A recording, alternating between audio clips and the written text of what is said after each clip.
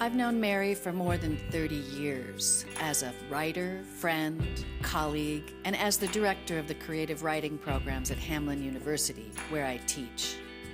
Mary is an essential, unmatched force in our literary community, an innovator who creates opportunities for writers to grow, teach, publish, be published, and then to mentor others, becoming contributors to the community themselves.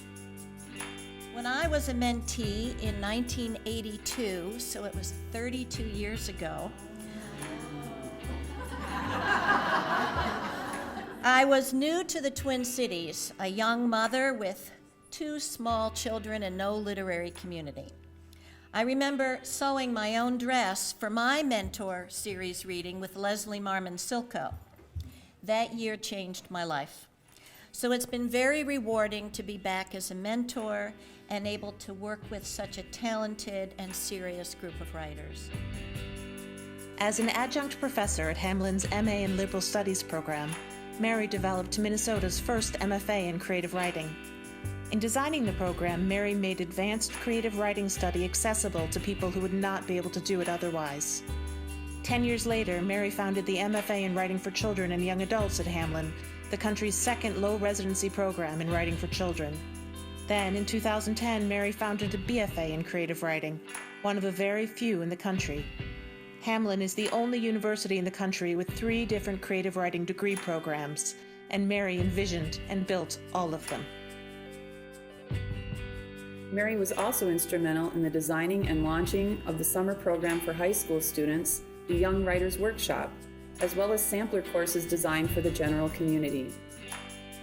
Another way that Mary has served the literary community in Minnesota is through her founding and in her continuing role of executive editor of the Waterstone Review, a literary magazine that is well respected nationally, publishes both Minnesota authors and nationally known authors, and that sponsors awards in the categories of fiction, poetry, and creative nonfiction.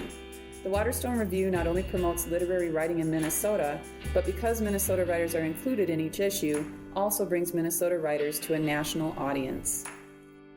Mary's service to Minnesota's literary community extends beyond the programs she founded and directs at Hamline, and the resulting writers, teachers, editors, and readers who go on to enrich our community. She has been called a pioneer and a champion of Minnesota literature. What pleases me most about how Mary works is that she is first and foremost a writer, and from that love springs all the rest. I have taught in the MFA in Writing for Children and Young Adults program for 7 years, and it is the best thing I have ever been a part of. I have seen students come in and be transformed as writers and as people. Through her vision and commitment, Mary has been responsible for the development of hundreds of writers, the majority of whom are from or settle in Minnesota. She has given countless people an opportunity to grow so much that they are now working writers. Her grads are everywhere now, working as editors, as professors, and of course, as authors. They founded local reading series and small presses and gone on to teach, all ripple effects of Hamline in the community.